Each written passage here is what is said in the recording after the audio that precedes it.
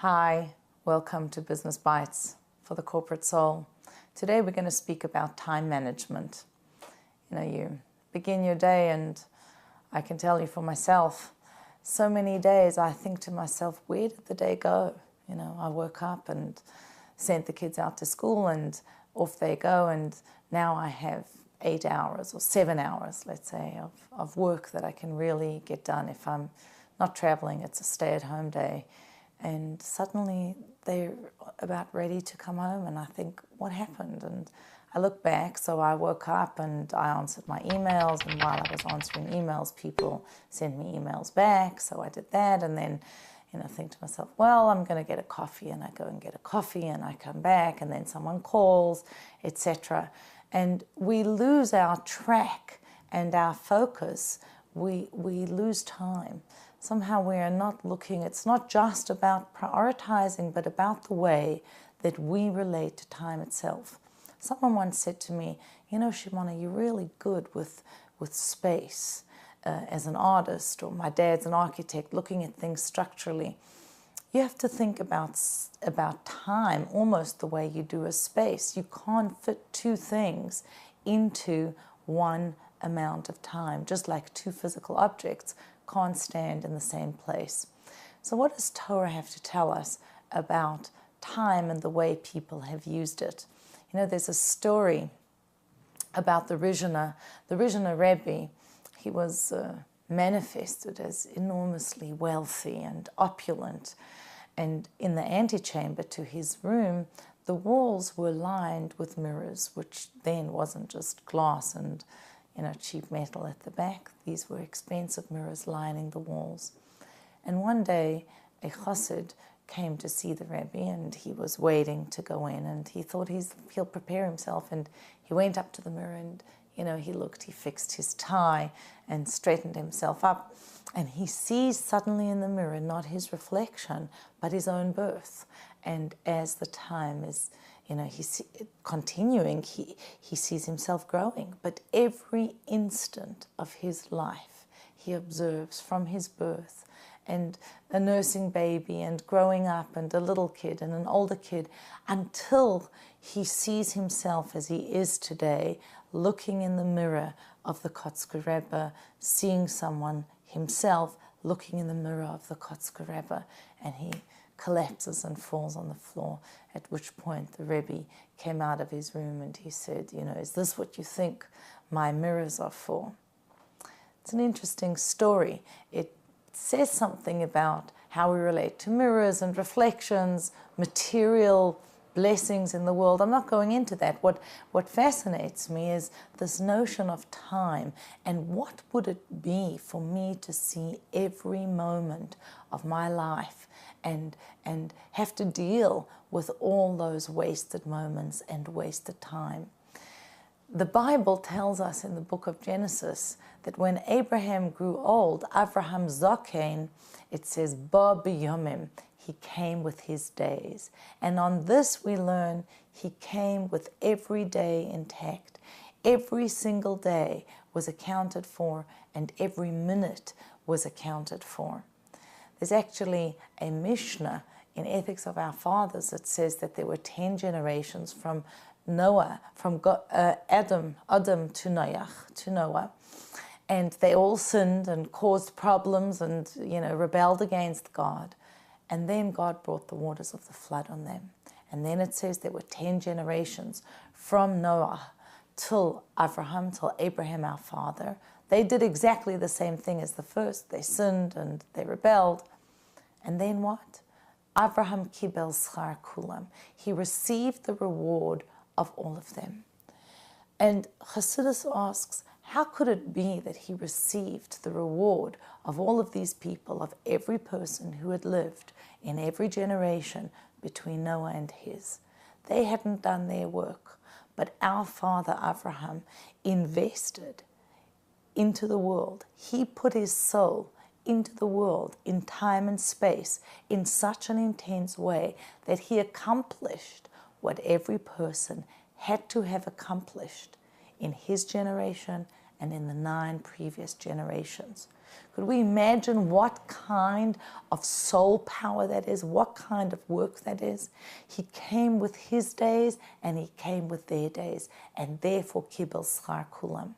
Now there are only 7 people we call father or mother. There's Abraham, Isaac, Jacob, Sarah, Rebecca, Rachel, and Leah.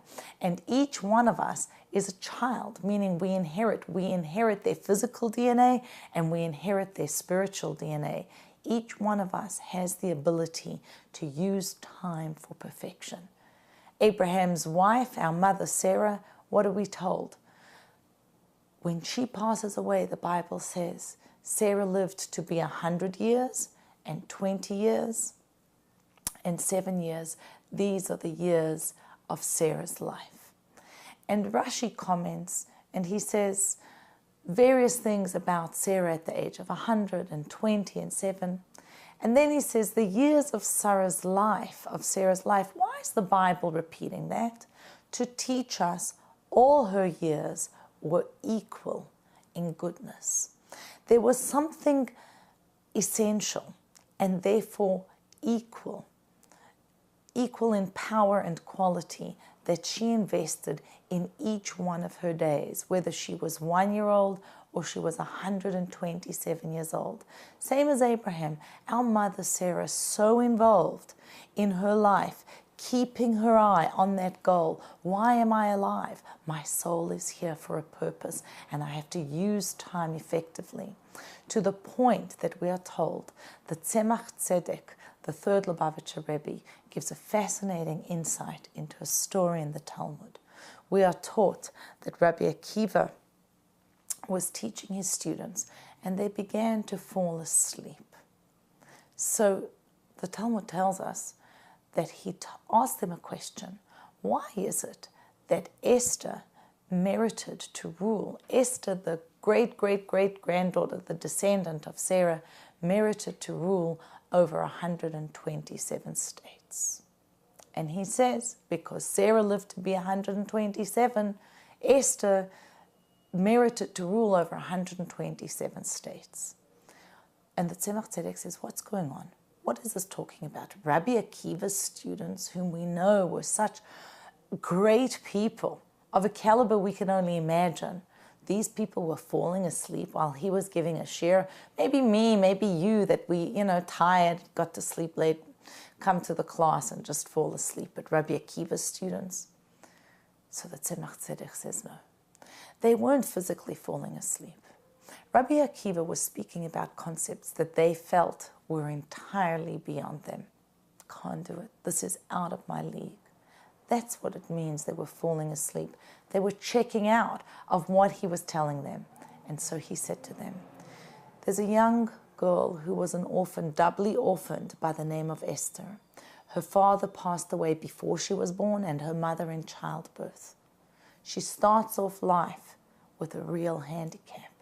And yet she merits to be queen over 127 states. And it was essential that she was a queen over those 127 states because all the Jews lived there, and that's how they were saved, because she was their queen. What does this have to do with the 127 years of Sarah's life? That Esther aspired to be like her mother, her ancestral mother. She didn't say, I'm born so many generations later, I have a handicap, I am who I am, no can do. No, she was working back to see that she could be like her mother Sarah. And similarly from the other side, Sarah, our mother, invested herself so fully in her life, in each moment, using time to its fullest, that later her daughter, she empowered her daughter to come generations later with the ability to fulfill her life's mission. There's a commentary that says, for every year of Sarah's life, a different state. For every day of Sarah's life, a different city. And for every minute of Sarah's life, a different village. Time is certainly palpable. And each one of us, as children and descendants of our matriarchs and patriarchs, have that ability to really live our lives to the fullest.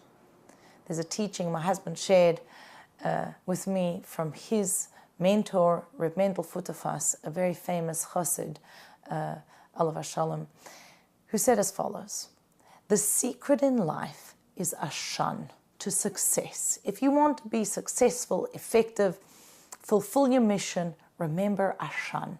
Ashan literally means smoke. But Reb Mendel says it stands for Olam, literally world or space, Shana, literally year, time, and Nefesh, soul, space, time, and soul.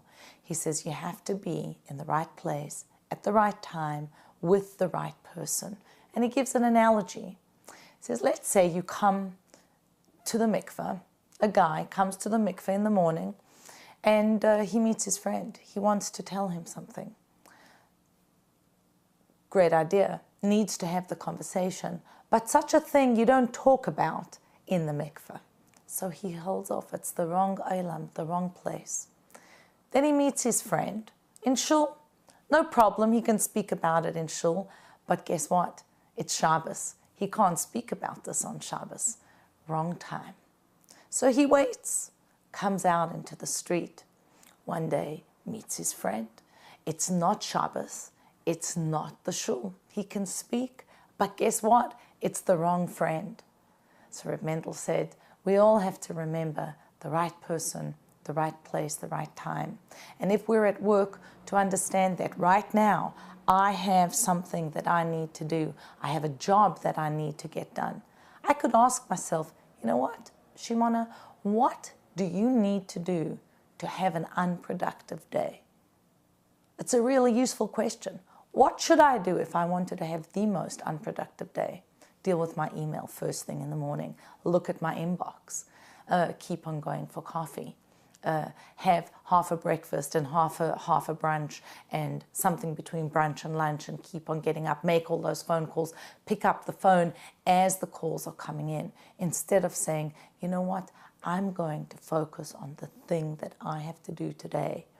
So asking ourselves what would be an unproductive day, a waste of time, and doing the opposite gives us a productive day, using our time to our fullest and remembering I am a child of my ancestral parents, Abraham and Sarah, and they have empowered me to ba b'yamim, to come with my days, that at the end of my time, I am able to say each day was used towards fulfilling my mission, the reason that my soul is here in this world, to its fullest.